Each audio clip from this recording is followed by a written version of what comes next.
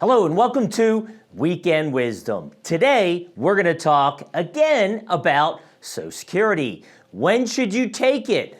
Early, delay, lots of choices. So grab your cup of coffee, sit back, and let's get started.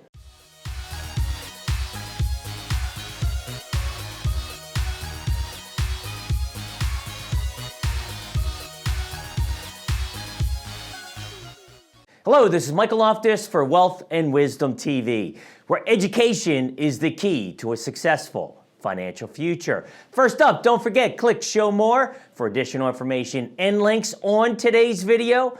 Also, if you're looking for a different opinion of Wall Street and Big TV, please do consider subscribing. So today, we're going to talk about Social Security, a great topic. Why? Some of our most watched videos on our channel are about Social Security. We'll have some links up here to previous videos that we have done. So digging a little bit deeper, I'd like to answer the question, when should you start Social Security? Should you delay? What are some of the different options? Well, the answer is pretty simple. It depends.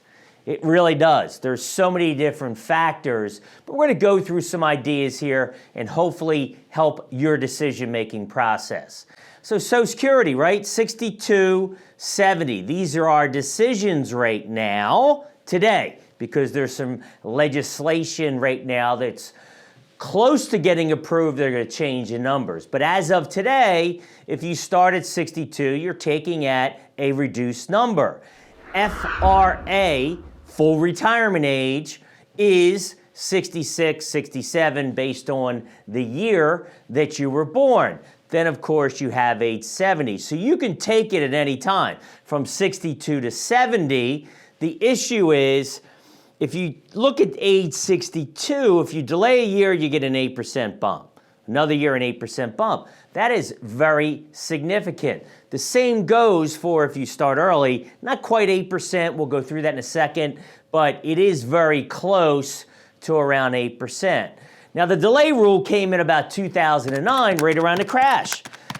Kind of an interesting time because do you want to take it now after your investments have lost so much money, or do you want to delay and get that 8%, which clearly the market was not giving us at that time? So if you look at age 62 to age 70, if you delay, it's a 32% increase. So one of the things you want to look at, and we get asked a lot, is the break-even point.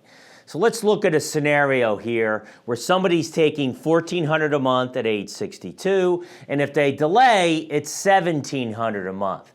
Now, over the year, it's $14,400 versus $20,400. You go out over 5 years, that person at age 62 is taking $72,000. We then divide that by the $6,000 difference, we come out with 12 years. So if you delay until age 70, okay, or 67, full retirement age, excuse me, right, you're going to be 79 years old. You know, for some people, that obviously is late in life. It just depends on some different circumstances. So let's look at those circumstances. So you've got single, married, and then health. These are the things that we have to consider. Then you have to look at pensions, right? You have to look at investments. They obviously make a big determination factor when we are going through this decision process. So first you have someone single. Well, if you're single, now single meaning never married. If you're divorced, there's other options. We have a link up top. But if you're single, again, what are your investments? What are your pensions? Does it make sense for you to delay or not? It depends on the financial plan, where you are on your monthly income. So dig into all of that. I mean, obviously, if you can delay. If you have a pension and everything else, you look at it and you make that decision based on your personal financial needs. And that's what a financial plan does. It goes out into the future. Next, we have married couples. When I look at that, there's a couple different scenarios. Husband and wife, okay? Who has a higher number? If one has a higher number, Social Security number, meaning as far as what they're getting every month and year, if I could have them delay a little bit more, I always try and do that and have the other person start early. Why? Because if one passes, you're always going to get the highest number. You're not getting both, you're getting the highest Social Security. So if we can delay that, meaning can, right, that's the decision. Again, going back to pensions and investments and their financial plan, we like that scenario. It just depends. I've had a lot of spouses where we started early. It just didn't matter what that number was, so we got them started early.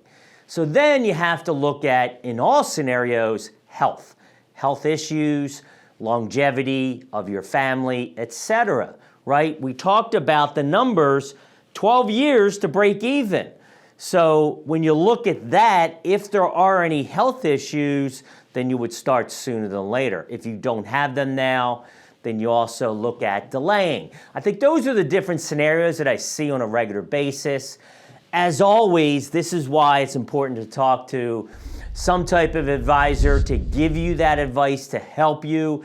I've talked about financial plans a couple times in this video. Again, I'll put a link right up here to a video on that and the importance of a financial plan. And we have a special program for that. Again, information below. But the financial plan, I always say it's a blueprint to the future. We're going to make you uncomfortable and look out to that future and see what it looks like. But it is living and breathing, so we make changes each and every year. As always, thanks for watching. Michael Loftus, Wealth and Wisdom TV.